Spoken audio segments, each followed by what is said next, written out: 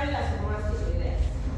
Y de este lado, los que inhiben glucocorticoides, la fosforilación de la enzima, el aumento del colesterol y las estatinas.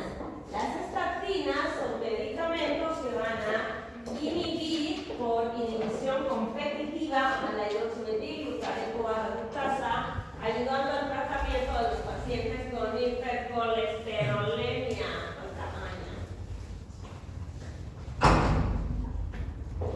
Por acá también tenemos abajo la aparición de los receptores de la LDL.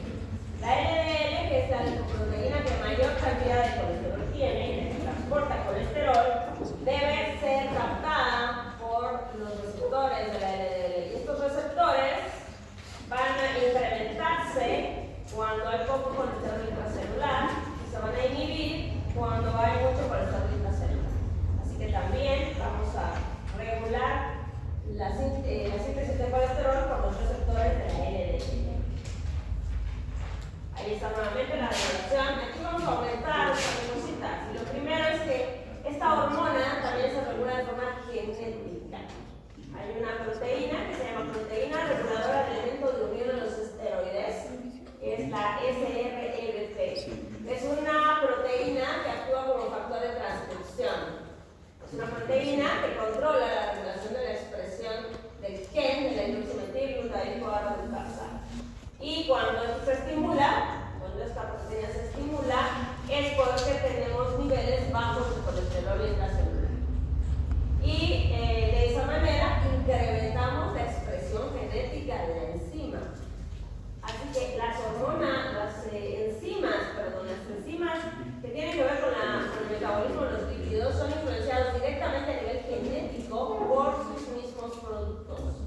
Igual que pasa con los ácidos grasos. Muchos ácidos grasos van a inhibir la expresión de la enzima reguladora de la síntesis de la lipogénesis. ¿Cuál es la enzima reguladora de la síntesis de la lipogénesis? ¿Cuál es la enzima reguladora de la lipogénesis? Acetilcoenzima A carboxilasa. Si hay muchos lípidos, se inhibe la expresión de esta enzima. Si bajan los lípidos, aumenta la expresión de esta enzima. Lo mismo acá. Baja el colesterol, se incrementa la expresión de la enzima, del hidroximetilglutarico reductasa. Si aumenta el colesterol intracelular, va a disminuir la expresión de la enzima. Así que hay una regulación genética también. A través de esta proteína reguladora de elemento de unión a los esteroides, que se une al elemento de unión a los esteroides en el DNA. La modificación covalente ya la comentamos y la modificación hormonal también. Las hormonas también tienen un aumento, un efecto aumentando la expresión genética de la enzima. Aquí está lo mismo. Si se fijan, aquí tengo el DNA.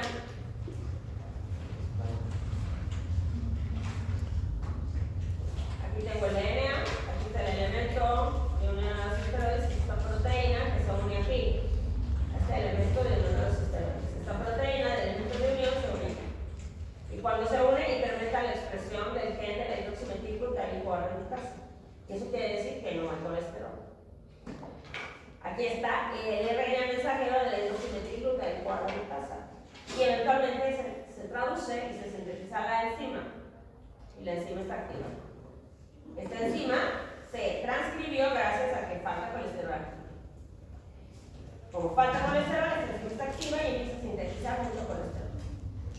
Y este colesterol, cuando ya hay mucho, bloquea acá la síntesis de esta proteína. Y si no hay esta proteína, entonces esto no pasa. Esta proteína tiene que estar y esta proteína está cuando no hay colesterol. Cuando hay colesterol, esta proteína se bloquea y se proteoliza, se degrada. Ahora, como ya dijimos por aquí, si yo tengo esta enzima desfosforilada, está activa. Y si yo la tengo fosforilada, está inactiva.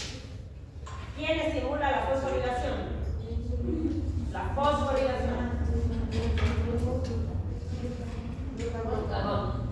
¿Quién estimula la desfosforilación? La insulina. Okay. Ahí está lo mismo. La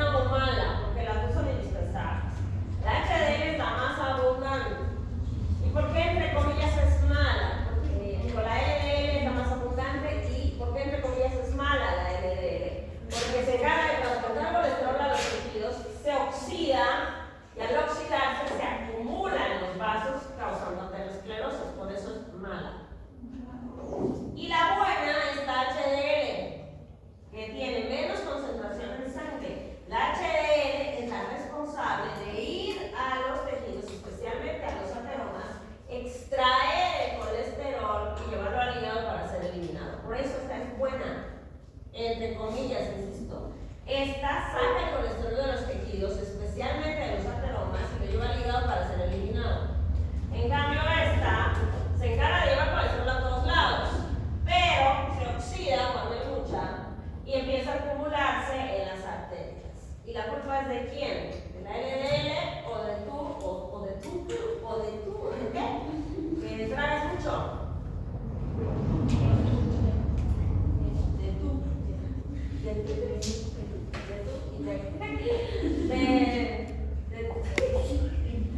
La culpa es del paciente, la culpa es de la gente que come mal, que come muchos de los saturados, alimentos superprocesados, y eso hace que tengas mucha LDL, te baje la HDL y entonces tengas más aterosclerosis.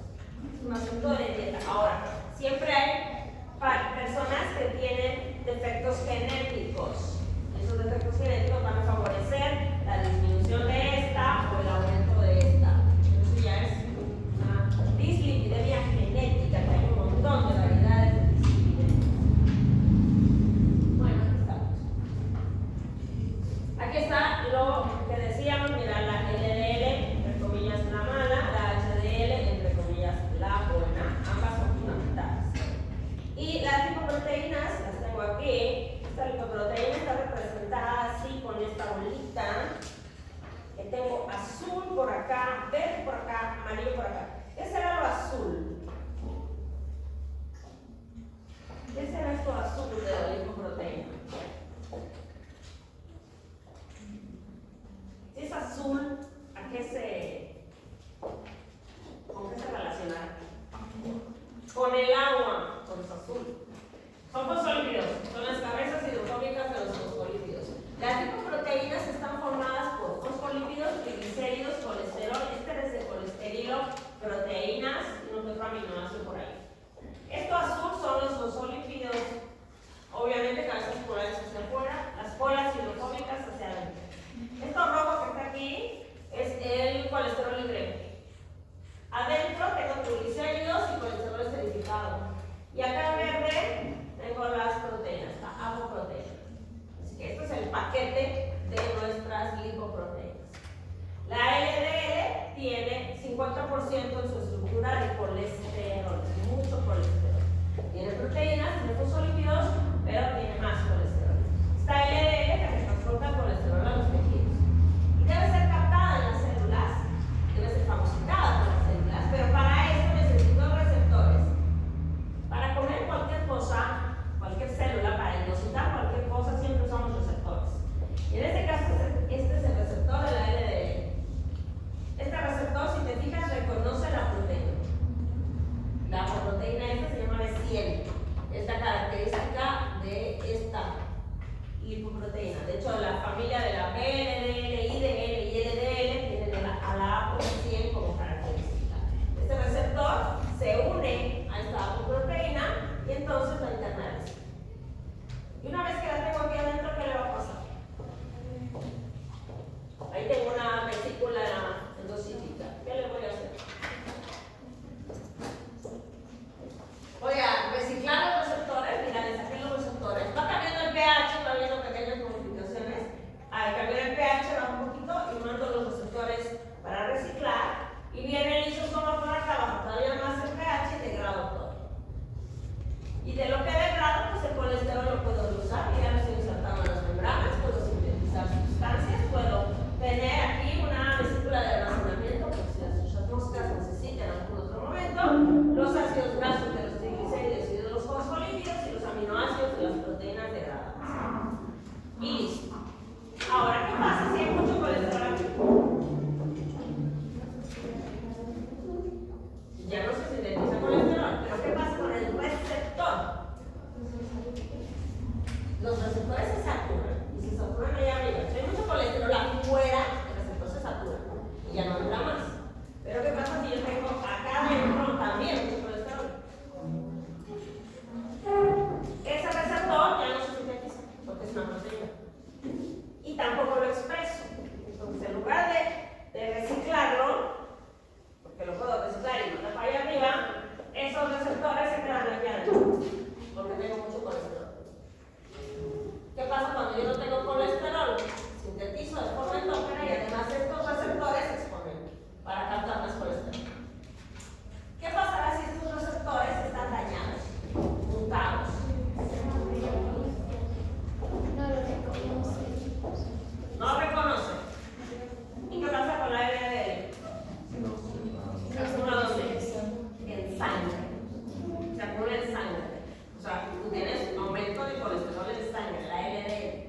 está aumentado.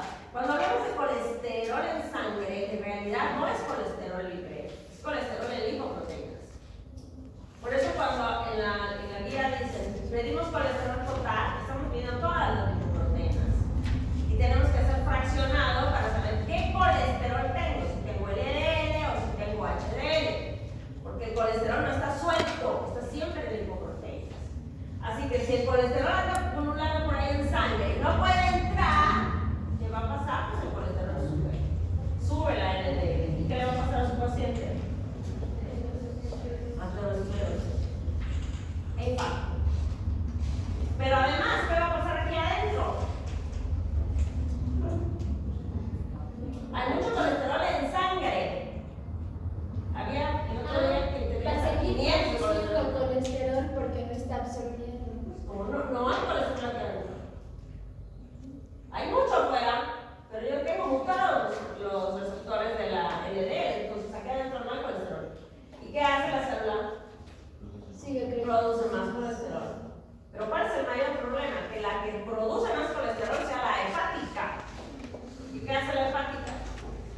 La mayor encargada de ¿Qué hace esta que es el hígado cuando siente que le falta algo? Cree que a todos les falta. Entonces produce para los demás. Esta célula produce para él, listo. Pero además el hígado produce para los demás. Produce más colesterol y ese colesterol sale a la sangre. ¿Y qué sigue ocurriendo? Más aumento de colesterol en sangre. Y eventualmente un infarto. Que es muy común. Las enfermedades cardiovasculares son la más importante causa de muerte luego de los accidentes. Ahí están las estatinas. ¿Cuál es la enzima reguladora de la síntesis del colesterol?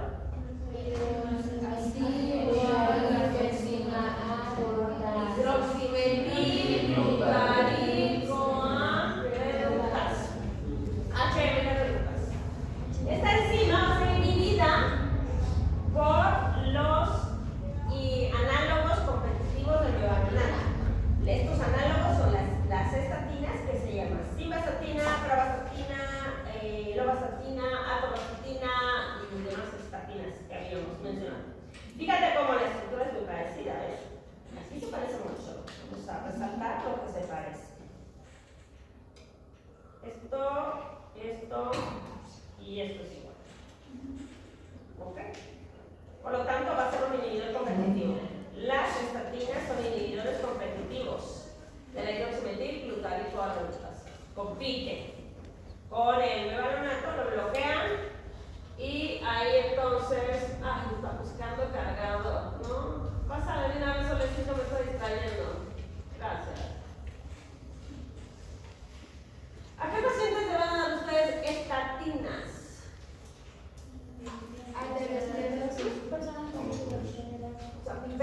Personas que tienen niveles elevados de colesterol. Niveles por arriba de 200 de colesterol requieren estatinas. Obviamente hay que hacer dieta, ejercicio. En la dieta hay que aumentar los ácidos grasos insaturados para aumentar la HDL. El ejercicio aumenta la HDL también. El omega 3 aumenta la HDL. Y de esa manera tratas de evitar que tu paciente tenga un infarto. Hay uno de estos que no está aquí que se llama atorvastatina. La atorvastatina es un medicamento de estos que bloquean la hidroximetil que se usa de manera, digamos, crónica. Habitualmente el tratamiento para la hipercolesterolemia es de unos 3 meses para que bajen los niveles de colesterol y ya, porque estos medicamentos son hepatotóxicos y son tóxicos para el músculo, generan rhabdomiolisis. Cuando un paciente está tomando ese medicamento y te dice que tiene dolor muscular, hay que suspenderlo, porque ha habido muertes de pacientes por rhabdomiolisis. Entonces, hay que estar pendiente de esos datos en un paciente. En general, repito, 3 meses el tratamiento es que baja el colesterol. Pero en los últimos congresos de cardiología dicen que hay que tomar atorvastatina específicamente, o rosuvastatina, que es de la última generación, que le das dosis bajitas, 10 miligramos todos los días por mucho tiempo. El objetivo es estabilizar la placa. ¿Qué es eso de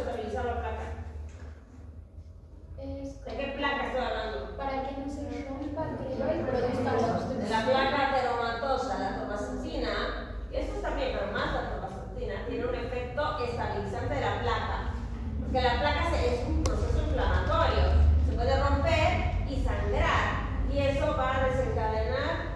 ¿Por qué me llega temprano?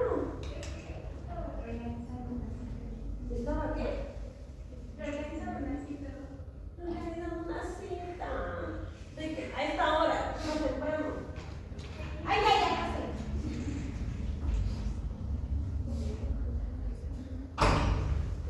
Organiza una cita con su novio.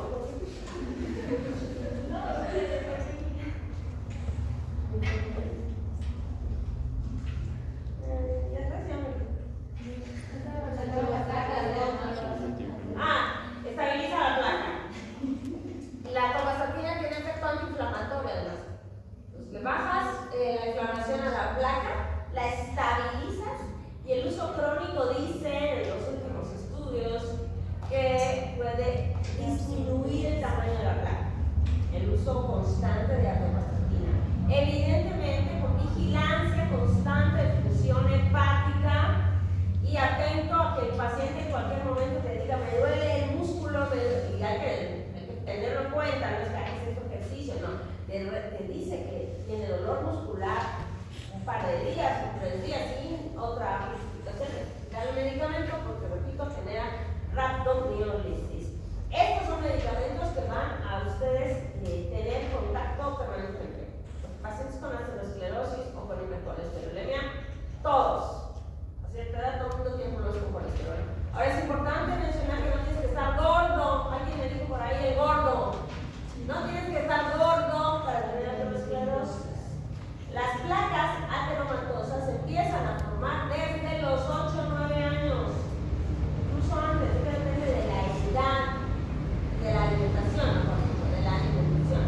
En mis clases de patología, en mis clases de patología teníamos que hacer, la práctica era hacer necropsias en cadáveres frescos.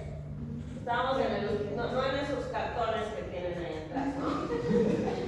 Sí teníamos cartones de esos para anatomía, pero teníamos muchos, no como usted. Y tanto muerto médico, ¿no? Entonces, ¿cómo hacíamos las prácticas de patología? No teníamos un docente particular, llegaba el doctor, el jefe que daba la clase, a las 7 de la mañana, daba una clase cada semana, y tu práctica era, tienes que entregar en el año 20 necropsias. Tú te las buscabas, estabas en el hospital. Así que tienes que serte amigo del R1 de patología, R1 de patología, R2 de patología, para que te avisaran cuándo había un cadáver y apoderarte de esa necropsia, porque no podías repetir. Y o andabas como sopilote detrás de los que ya estaban por morirse. Había varias razones por las que andábamos como sopilotes. La primera es que cuando el cadáver estaba fresquito, tú podías practicar. Te le metías tubos por donde podías. Ni modo que vas a hacer, suena muy feo, pero es así. ¿Cómo vas a aprender a entubar si no tienes cadáver? Hay que entubar. Porque ustedes van a aprender con sus bichos, esos en mis tiempos no había muñequitos. Pero a la hora del paciente es otro asunto. Tienes que intubar. Se mueren intubas 2 o 3 veces. Subclavio, catéter central, todo en 5 minutos. Listo. Muchas cosas. Suena feo, pero es así. Así teníamos que hacer y yo se gustaba como sopilote. Entonces, cuando ya te moría el paciente y era el tuyo, acompañabas a patología. Y hacías la necropsia. Así te tuvieras que quedar hasta el otro día para hacer la necropsia. No es que tuvieras un tiempo específico de práctica. 2 horas y media en un aula, no. Tenías que buscarte tu necropsia y hacer todo el reporte de necropsia. Anatómico e histopatológico. Tienes que hacer todo el seguimiento, ayudar en el procesamiento de las muestras y llegar al diagnóstico con histopatología. Esa es nuestra práctica. Y vi varias necropsias de niños, algunos de 8 o 9 años, ya con estrías, grasas en aorta muy importantes. Así que depende de eso, por ejemplo, de la dieta. ¿Qué le tienen que dar de comer a sus hijitos, nietos o perros? Brócolitos. Y acá los niños se acostumbran. Tú le das azúcar, el niño come azúcar. Tú no le das azúcar, el niño no come azúcar. Enseñas al niño a comer y lo disfrutan. Tú le dices que el brócoli es rico y se lo come, y tú te lo comes con él, y el niño feliz come brócoli. Pero si tú te estás comiendo las papas fritas y le das un brócoli al niño, y el niño ve tus papas, quiere tus papas. Entonces, por si van a tener hijos, si tienen perros, aman el brócoli, ¿no? Las verduras les encantan. Ok. El colesterol se degrada y se va a degradar. En realidad, no es que se degrade, el anillo del colesterol no se degrada, sino lo que hacemos es hidroxilarlo, volverlo soluble para eliminar. Y la forma de eliminarlo es como colesterol libre, como con prostanol o colestanona y como ácidos biliares. Los ácidos biliares son ácidos que están hidroxilados y todos estos ácidos hidroxilados tienen 24 carbonos y derivan del colesterol. El colesterol tiene 27, en el proceso de síntesis de ácidos biliares, nosotros le sacamos 3 y me quedan ácidos hidroxilados, di o trihidroxilados de 24 carbonos, di o trihidroxilados. Y forman parte de la bilis. ¿Y para qué sirve la bilis? Emulsificar las grasas. Emulsificar las grasas. ¿Y qué es eso de emulsificar?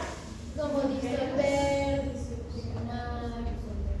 Como disolver, sí, como hacer una vapora chiquita. Cuando ustedes hacen una vinagreta, ¿cómo la hacen?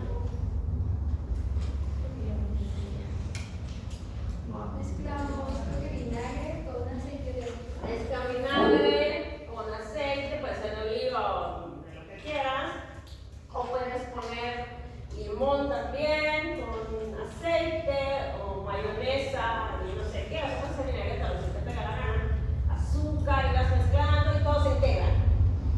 En lugar de tener separadas las fases del aceite y el vinagre, las tienes mezcladas. No ves la diferencia, ¿entiendes? En lugar de una vapora grande, te escuchan miseras chiquititas que no ves, están totalmente disueltas. Eso es lo que hacen los ácidos biliares. ¿Qué pasará si yo de repente no tengo ácidos biliares? No emulsifico las grasas. No emulsifico las grasas. ¿Y qué pasa con eso? Se quedan ahí. Se quedan y no se absorben y se eliminan por las heces. Tienes heces grasosas. ¿Eso está bien? No. No es normal, pero es patológico tampoco. Porque absorbes menos grasa, entonces podría ser hasta benéfico. Y tal es así que hay un medicamento que inhibe la actividad de los ácidos biliares, se llama Ristar, son varios, que bloquean la actividad de los ácidos biliares, evitan la emulsificación de las grasas y de esa manera tú absorbes menos grasa. Se absorbe menos del 30 a 40% de la grasa total y luego la eliminas por las heces. Se ha usado como tratamiento para bajar de peso, puedes bajar hasta un 5% de tu peso corporal usando Ristar con una dieta obviamente equilibrada. El problema de Ristar es la flatulencia, distensión abdominal y tienes incontinencia fecal. No en todos los pacientes, pero en algunos. Se chorrea la grasa por el esfínter, porque es grasa.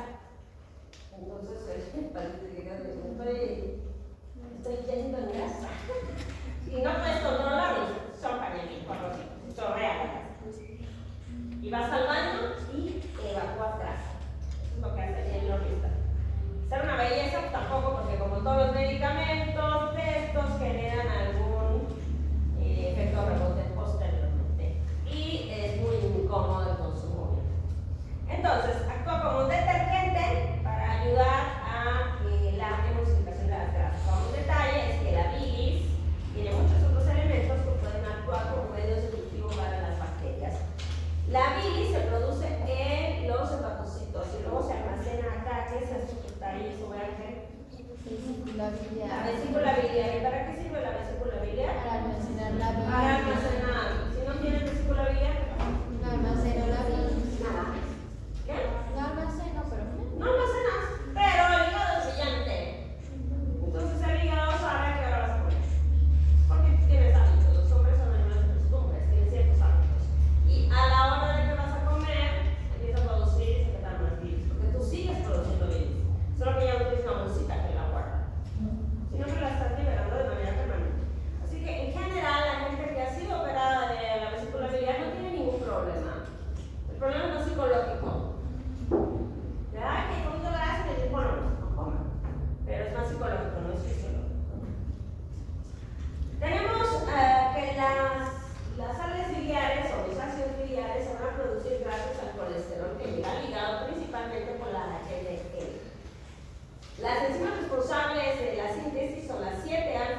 hidroxilasa, que está a nivel microsomal, que es la más importante, es un citocromo P450 7A1, es el nombre. Y luego tengo la 27-alfa hidroxilasa o citocromo 27A1 mitocondrial. La más importante, la 7-alfa hidroxilasa, responsable de la producción de la mayor cantidad de ácidos biliares, que como ya dijimos, solubilizan el colesterol, emulsifican las grasas y facilitan la absorción de las grasas. El elemento más importante en los ácidos biliares y en las sales biliares que se encargan de la emulsificación del colesterol son los fosfolípidos, la lecitina particularmente. Ahí tenemos una micelita. Aquí está un ácido biliar, las sales biliares completitas. Y fíjate, estas grasas, triglicéridos. Entonces, ¿qué hacen las sales biliares? Las recubren para hacer micelas pequeñitas que favorezcan la absorción, donde la lipasa pancreática pueda funcionar de manera perfecta. El medicamento que desarrolla, aquí está, Genical, evita esto y hace que tú puedas disminuir la absorción de tus grasas. Aquí están las síntesis de los ácidos biliares, todos a partir de colesterol. Como ya dijimos, el colesterol no lo podemos degradar, no podemos romper el anillo, lo que vamos a hacer es hidroxilar. Para lo cual aparece la 7-alfa hidroxilasa a nivel microsomal y vamos a hidroxilarlo. ¿Dónde? ¿En qué carbono lo hidroxilamos? 3. No, en el 7. Ya estaba hidroxilado en el 3, porque es colesterol. Ya. Lo que vamos a hacer es hidroxilarlo en el carbono 7, por eso la enzima se llama 7-alfa hidroxilasa. Hidroxilo en el carbono número 7. Y la hidroxilación depende de NAD-fosfato reducido y de oxígeno. ¿De dónde proviene el NAD-fosfato reducido? Enzima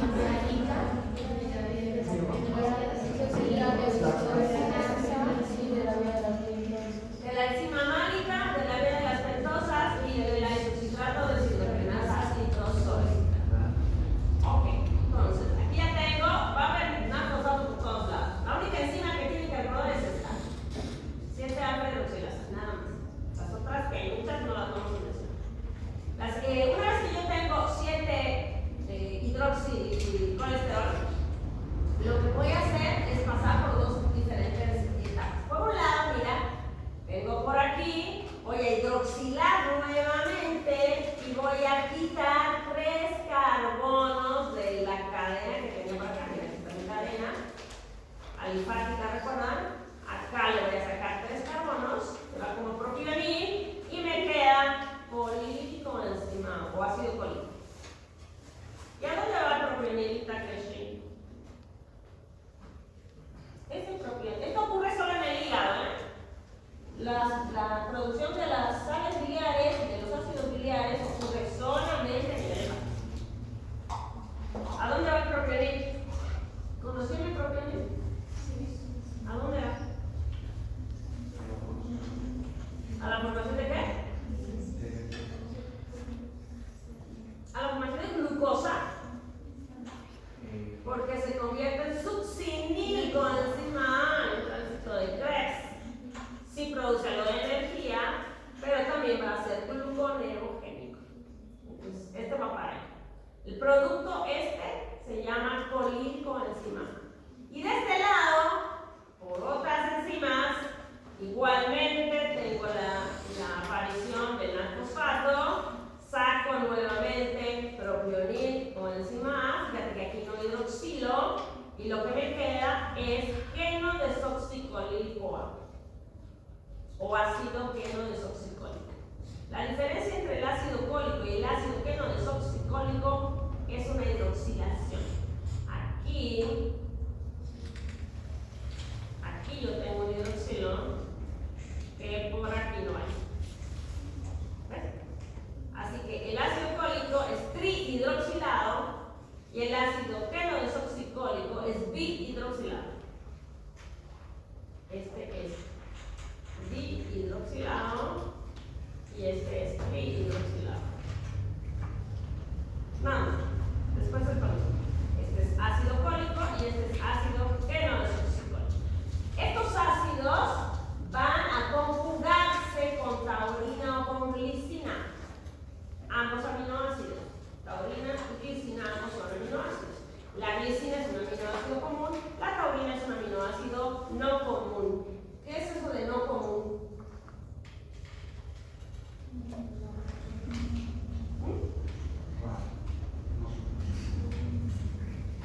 riesgo de no común. ¿Que no es indispensable? No. No común es que no está en el código genético. Los 20 aminoácidos comunes están en el código genético. La taurina es un aminoácido indispensable, pero se puede sintetizar a partir de otros. No está en el código genético. Si se acuerdan, yo tengo más de 300 aminoácidos en la naturaleza, pero solo 20 en el código genético. Y a partir de esos 20 yo tengo muchos más en mi cuerpecito. Pero a partir de esos, la taurina igual, un aminoácido que ustedes consumen constantemente, ¿no? ¿Dónde toman su taurina? En los energizantes, los Monsters, hasta los Powerade tienen algo de taurina. Son estimulantes. Ok, entonces, cuando yo agrego glicina al ácido fólico, me queda ácido glicocólico. Y cuando yo le agrego taurina al ácido fólico, me queda ácido taurocólico. Lo mismo puedo conjugar el ácido queno-desoxicólico y lo conjugo con glicina y me queda el ácido glicoqueno-desoxicólico y lo conjugo con taurina y me queda ácido tauroqueno-desoxicólico. Ahí está exactamente lo que acabamos de decir. ¿Se acabó la clase? No se acaba. Aunque no haya batería, igual podemos empezar. Pásenlo.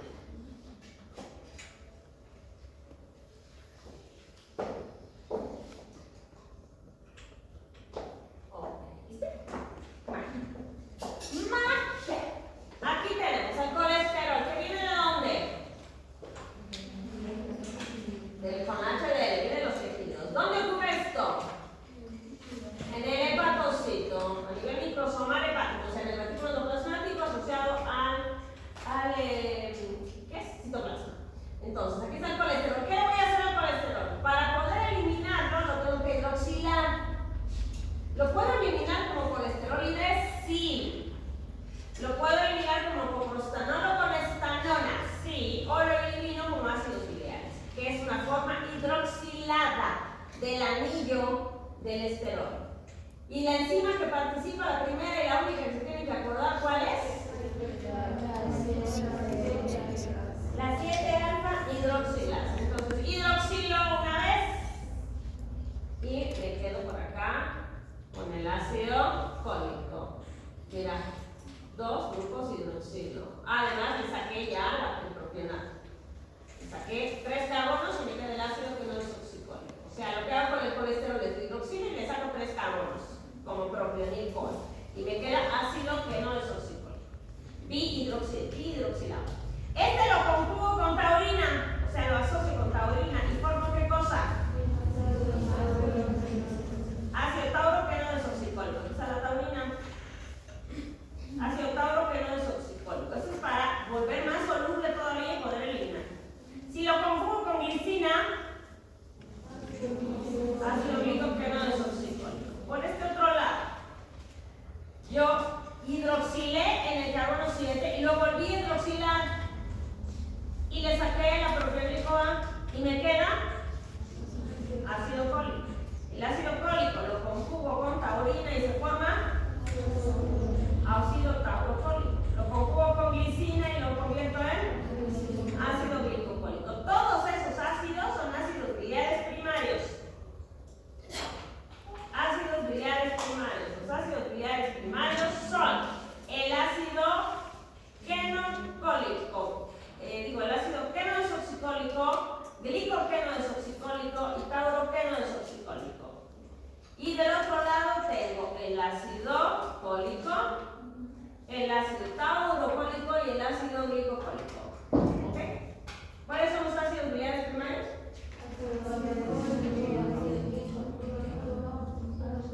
Ácido cólico, taurocólico, glicocólico, queno-desoxicólico, tauroqueno-desoxicólico y glicoqueno-desoxicólico. Son ácidos biliares primarios. Pero se va a mezclar con todos los demás elementos para formar la bilis. Se va a mezclar con agua, con colesterol libre, con fosfato.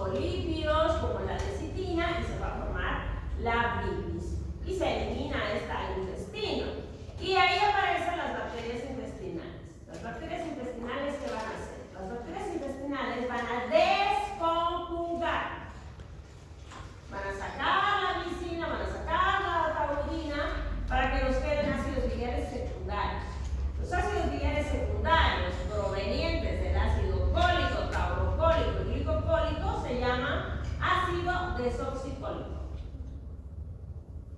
Y los ácidos o el ácido biliar secundario proveniente de los quenos será ácido litocólico. Estos son ácidos biliares secundarios. O los obtuvimos por la degradación, la desconjugación que hicieron las bacterias intestinales. ¿Ok? Desoxicólico y litocólico. Y listo. Eso es la formación de las vías biliares. Preguntas para.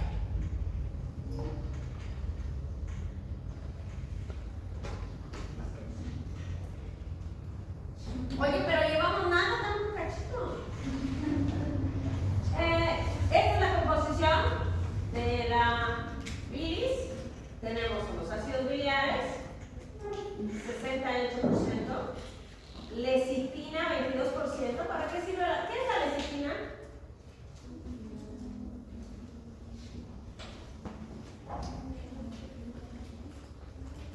¿Qué es la lecitina?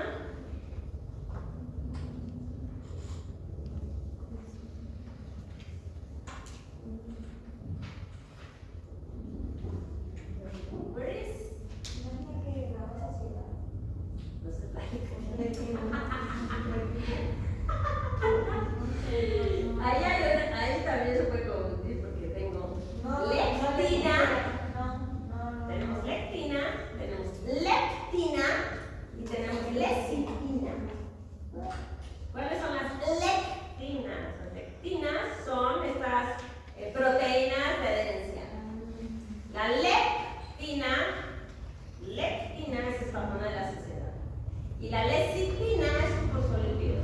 Así que los que pronuncian la C con la, como decir sexis, tiene sexis, en lugar de sexis, con la lectina y la leptina.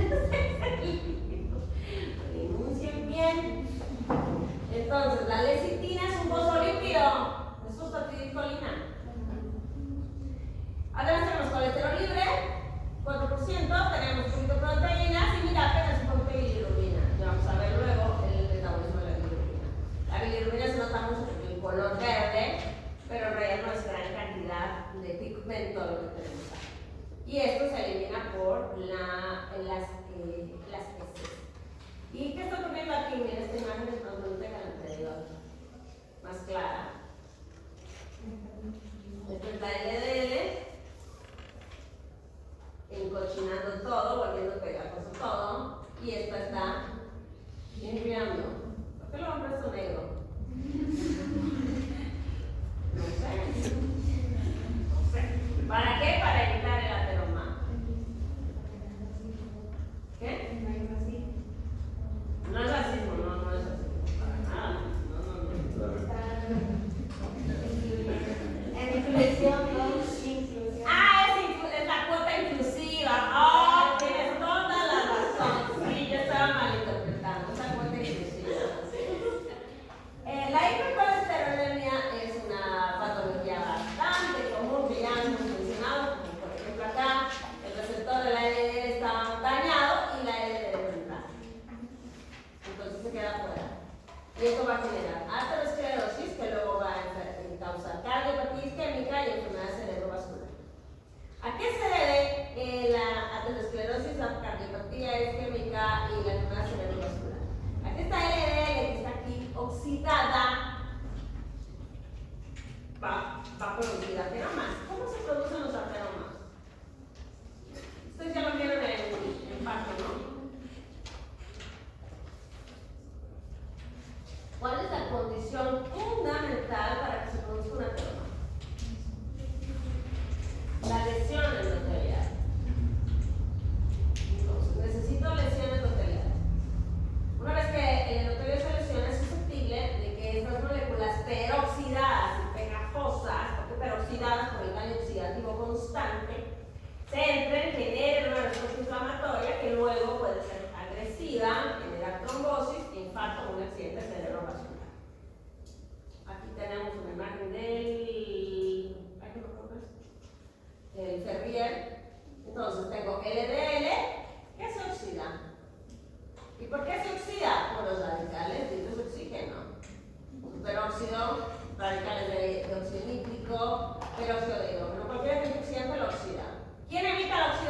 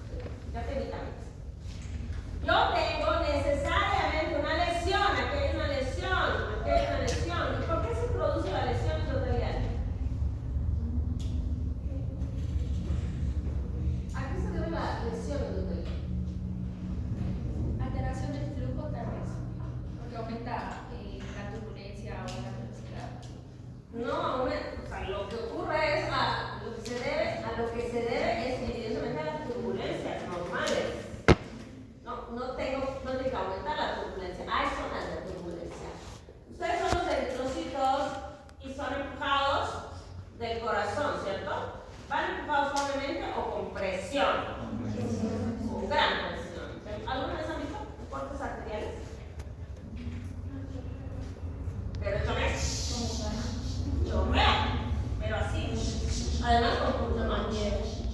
Pulsa y chorrea, pero con gran fuerza. Imagínate esa fuerza lanzada continuamente contra las paredes endoteliales, contra las curvas, ¿no? Tú vas aquí y te chocas. Chocas y sigues, ¿no? Chocas y sigues, porque el endoducto no tiene ojos ni volante. Entonces tú se choca y se desvía, se choca y se desvía. ¿Qué pasará en las bifurcaciones? Lo mismo. Tanto choque genera lesión. Especialmente te aumentas que quizás fumas o que además quizás tienes presión alta, eso genera más lesión en los bebés. Pero siempre hay lesión. Por eso desde pequeñitos los niños ya tienen lesiones pequeñitas, estrías, grasas, pero esa es la base para una trauma.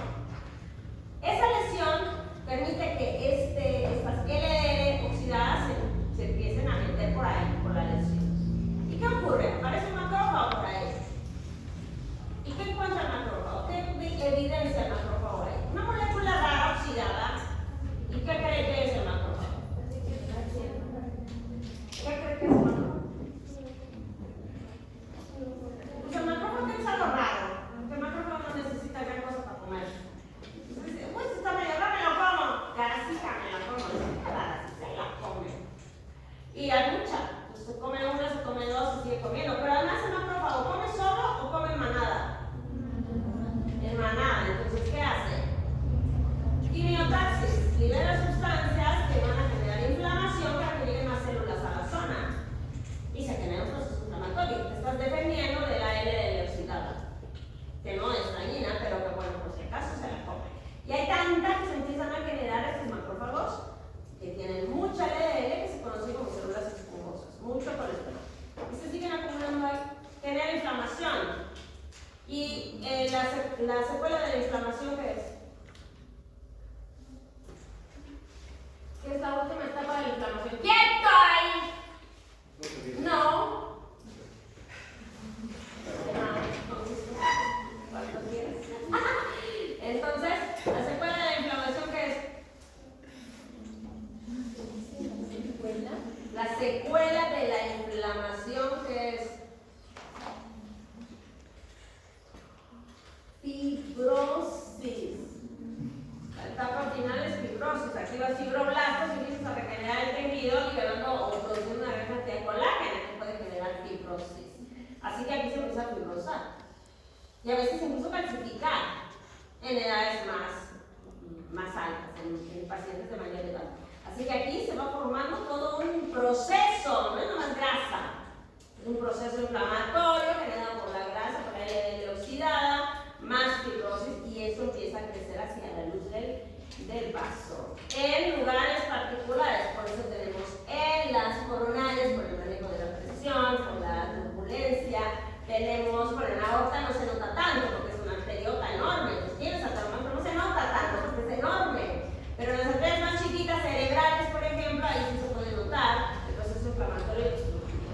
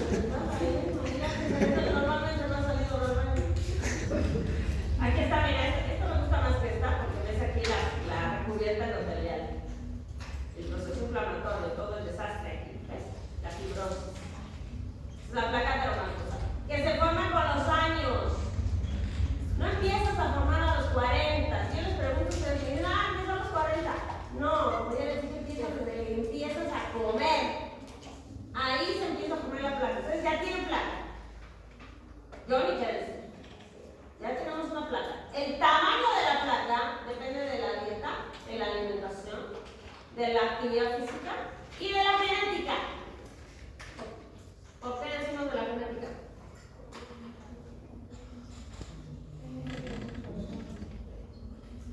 Porque habrá quien tiene predisposición a desarrollar esto y quien no. Genéticamente. Genes que dicen, ah, vas a tener un infarto a los 8 años, puede ser, por una dislipidemia genética tremenda, o gente que se muere muy temprano también de un infarto. Estos son problemas genéticos que alteran el metabolismo del colesterol. Entonces, ¿quién? Mira, aquí está, mala alimentación. Mala alimentación.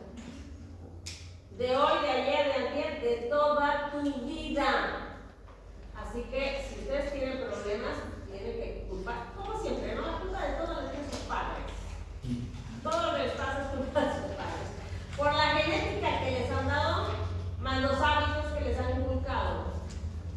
Así que de todo, la culpa la tienen sus padres. Nosotros tenemos la culpa de todo. Y de manera secundaria, pues enfermedades asociadas, enfermedades autoinmunes, hipotiroidismo, problemas hepáticos, pero esto ya es secundario. Y hereditaria un poquito. Hay que mantener cifras de colesterol por debajo de 180 miligramos de cilindro. Idealmente, mucho menos. ¿Cómo es el dolor del infarto? Es opresivo con sensación de muerte inminente. Primero la localización. Ya, referido en el brazo izquierdo. No, el dolor es precordial. Me duele el pecho, es un dolor precordial. Ya. Opresivo. Con sensación ¿Qué quiere decir eso de preopresivo? No estamos apretada, sensación de muerte inminente. Eso no que es te falta el aire, que muchos pacientes refieren que si parece que estuviera parado encima de ellos un elefante. Esa es la sensación. Y por lo tanto no pueden respirar, porque te oprime el pecho y te falta el aire. Típica escena de película. ¿Qué hace el doncito de 40 años cuando empieza con su dolor precordial? Se toca el pecho. Se agarra el pecho y si tiene corbata se la abre, o si tiene camisa se la abre, porque les falta el aire. Típica escena, ¿no? Sí. Y si es un paciente que tiene angina, ya con antecedentes de angina, ¿qué busca? Busca sus pastillas, ¿no? Pero si está la madre de la novela, tiene las pastillas en la mano, las cuida. no se las da y el paciente se murió, le cae el infarto. La típica escena, dolor en el pecho, se irradia hacia el brazo, se irradia hacia el cuello, hacia la cara del lado izquierdo, habitualmente. Porque puede no ser habitual, este es el típico dolor anginoso, habitual. Pero puede haber dolor en la espalda. Ese es otro tipo de infarto, un infarto posterior, dolor en la espalda, se confunde.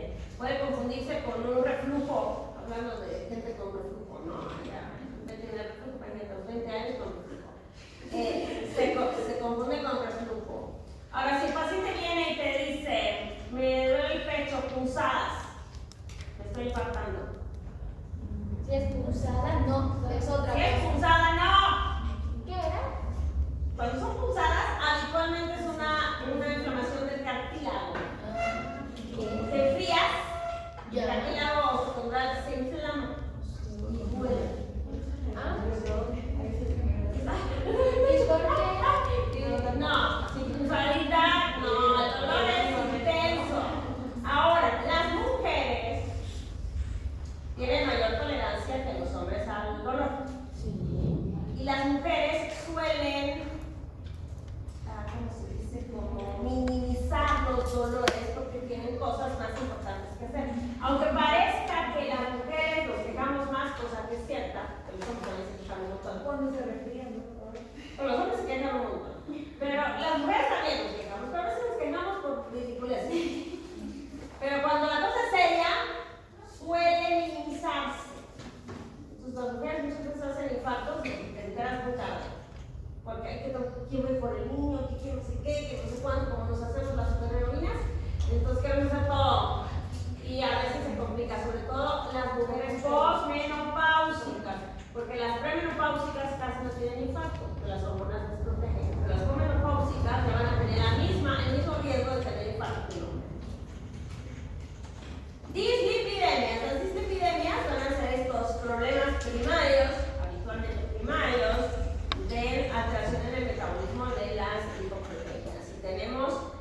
problemas de disminución de las lipoproteínas, como la abetalipoproteinemia, donde vamos a tener ausencia o disminución de kilomicrones, VLDL y LDL, y realmente es rara, es una patología rara.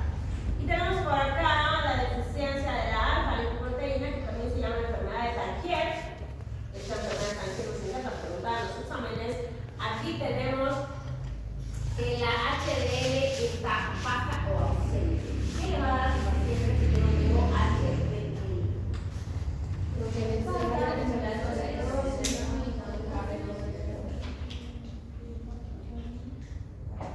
Tiene más aterosclerosis que el resto, más aterosclerosis que el compuesto. Las más comunes son las hiperlipoproteinemias, donde tenemos la deficiencia familiar de la lipoproteína lipasa, que se caracteriza por hipertrigliceridemia.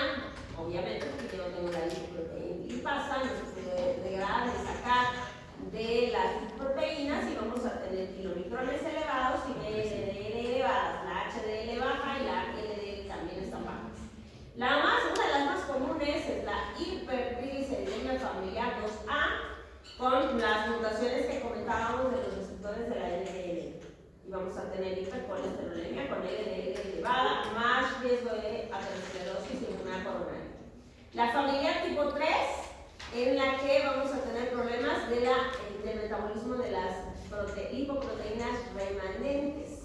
Y nuestro paciente va a tener incremento en kilomicrones remanentes y de LDL. También tenemos hipercolesterolemia, hantomas y aterosclerosis. Estos son algunos hantomas tuberosos que se ven en la foto.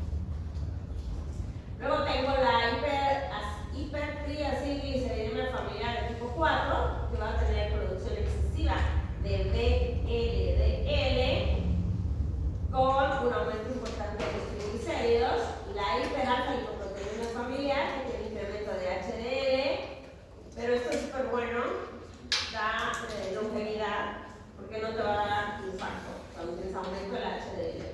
Deficiencia de la lipasa hepática, que vamos a tener acumulación de las lipoproteínas remanentes, y puede haber aumento de HDL, de VLDL, y los pacientes tienen hantomas y obviamente cardiopatía coronaria. Deficiencia de la LCAT, la lecitincolesterolasa transferasa, que es otra enzima que participa en el metabolismo de lipoproteínas, es parte de la HDL. En estos pacientes vas a tener concentraciones plasmáticas de ésteres de colesterol y lecitina bajas, la LDL anormal y no mayor conflicto que este. Y este sí es importante, el exceso de la lipoproteína alfa, que es una lipoproteína especial, de la que hablaremos en la próxima clase, y el exceso de esta lipoproteína va a tener más riesgo de enfermedad coronaria que el resto de la población. Ahí está exactamente lo mismo, pero más resumidito. La 1 va a tener colesterol ligeramente normal, o sea, ligeramente aumentado normal, aumento de kilomicrones, muchos kilomicrones. La 2A, colesterol aumentado, triglicéridos normales, y la LDL va a estar aumentada. La 2B, que es colesterol aumentado, triglicéridos aumentados, es aumentada la LDL y la LDL. La 3 tiene aumentado colesterol y triglicéridos, con aumento de LDL. La 4 tiene aumento de triglicéridos con VLDL aumentada. Y la 5, poquito colesterol aumentado, triglicéridos muy aumentados, y tenemos kilomicrones aumentados. Bueno, un brexito. Ya, 5 minutitos para llegar a la es la formación de piedras. Lipo significa piedra de colesterol. Así que nosotros tenemos la posibilidad frecuente, súper frecuente, de tener piedras en la vesícula biliar. Las mujeres tienen mucho más riesgo de desarrollar esta patología. Aquí tenemos un montón de factores de riesgo. El sexo, o sea, las mujeres, la edad, colestasis, que sí es un problema hormonal discreto, embarazo, muchos embarazos, gorda, antecedentes familiares, la alimentación, el consumo de medicamentos.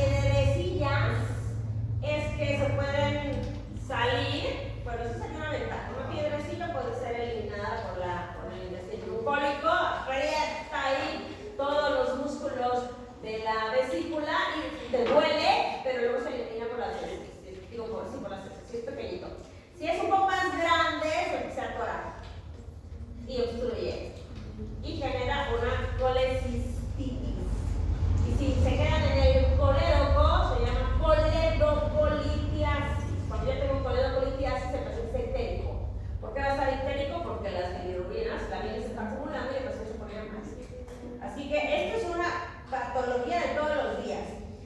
¿Cómo es el dolor de la...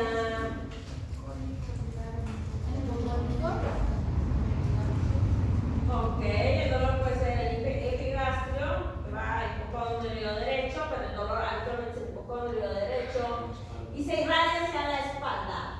Es un dolor tipo cólico. ¿Cómo es esto del tipo cólico?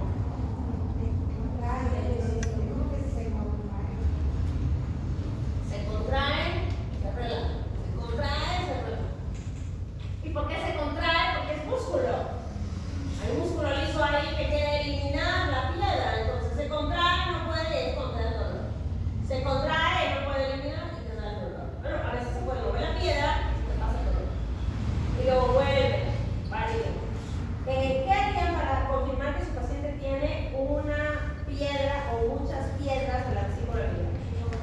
Ecografía y hemograma. ¿Y por qué no le hago una radiografía? El hemograma lo voy a hacer siempre, pero no me da nada, no me da ninguna. No podría dar la bilirrubina directa e indirecta, Pero eso no es hemograma acá. Y eso no es hemograma. Entonces, ¿qué es? Eso se llama analítica sanguínea. La bilirrubina la tienen en la química sanguínea. El hemograma solo evalúa ¿qué? La serie roja, la serie La blanca. célula, serie roja, serie blanca, plaquetas. No bilirrubina, no glicemia, eso no es hemograma. Eso es analítica sanguínea o química sanguínea. Ya. En su libreta, en el hemograma, no tienes bilirrubinas, lo vas a tener en química sanguínea. Entonces, el hemograma no me da nada, a menos que esté infectado. Puede tener leucocitosis con neutrofilia. Si está infectado, si está perforado, si es una colecistitis, incluso con perforación, ahí sí el hemograma te va a sugerir el proceso infeccioso, pero no te da el diagnóstico. ¿Por qué no hago una radiografía si es una piedra? Porque no se va a ver. El contraste de las luces. Porque es una piedra de colesterol, no se ve. Por eso el diagnóstico se hace con ecografía. Haces una ecografía y ahí ves claramente que tienes una paciente con posición antiálgica. Esa postura en la que te agachas se llama posición antiálgica. Estás tratando de evitar el dolor, por eso te agachas. Si viene un paciente me dice, ¡ay, me duele la vesícula! Así tranquilo, no le duele mucho. No digo que no le duele, pero no le duele mucho. Pero viene así, apenas caminando. Eso es una posición antiálgica y que algo le está doliendo claramente. Para más de 5 minutos o so. Aquí está la ecografía.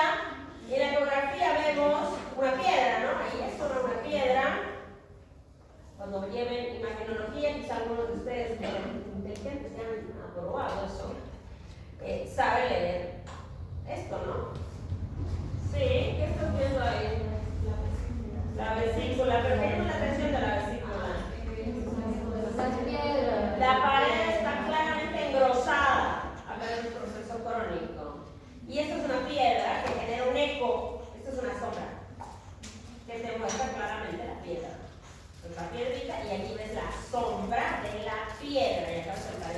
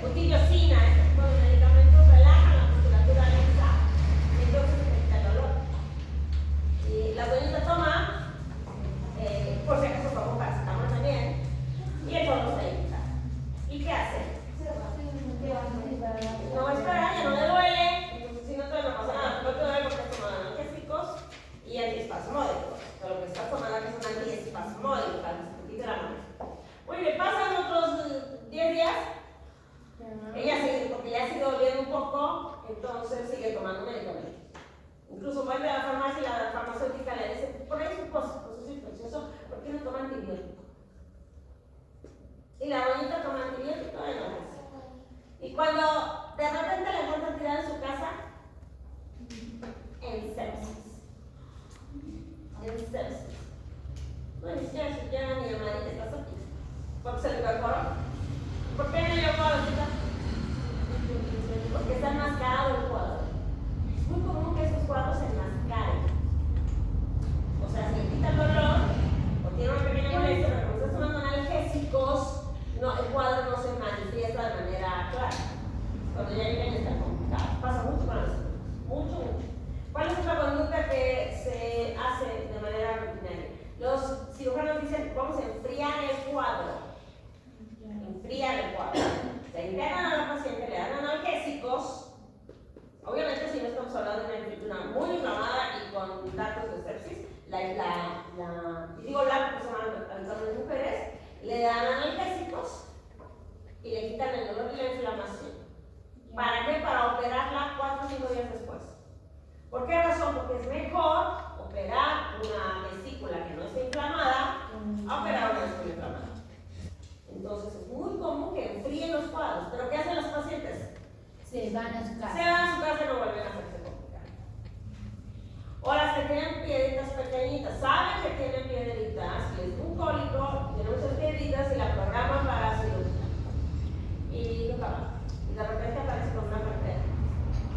¿Por qué le dio la pancreatitis? Porque esa piedrecilla pequeñita migró por el coledo, pues llegó hasta el conducto de excreción pancreático, que pasa porque a veces derivan en la misma, ¿cómo se llama? El esfínter de Oli, y bloquea el páncreas y la pancreatitis. O sea, es una patología común, es una patología de fácil manejo. Ahora todo lo operan por vía laparoscópica. Entonces en la mañana hasta la tarde. Súper sencillo, recuperación súper rápida vía laparoscópica. Siempre hay algún otro riesgo. Pero si tú estás bien, tienes una piedra, pues así bien vaya y sáquesela.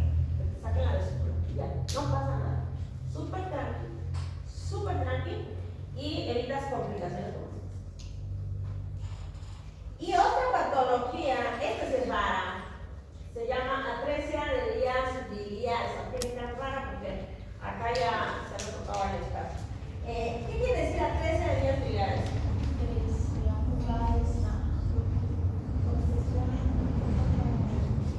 Atresia. Atresia. Atresia.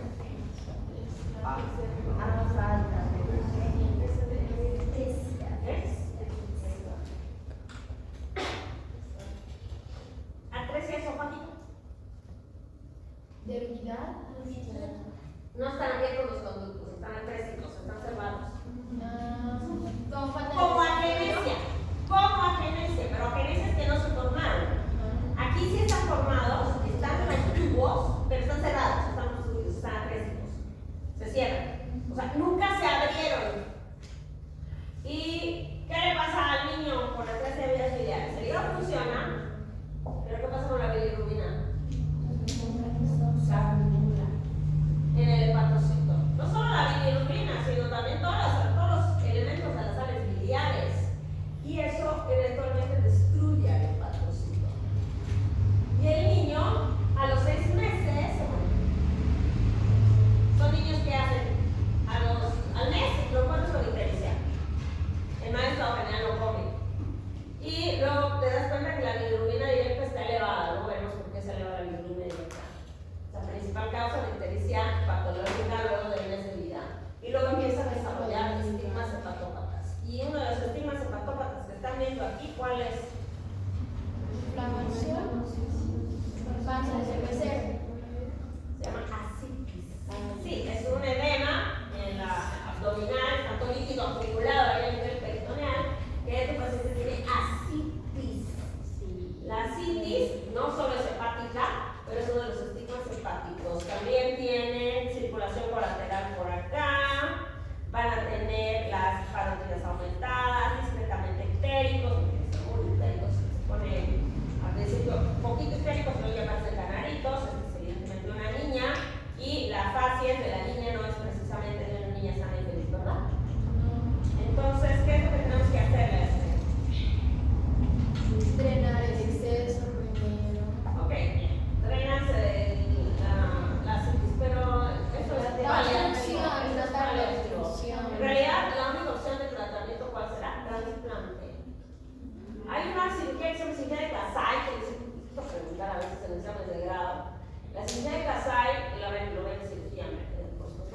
una cirugía de derivación bilioperitoneal. Es una conexión entre el intestino y el hígado para que trate de drenar la bilis ahí. ¿El problema cuál será?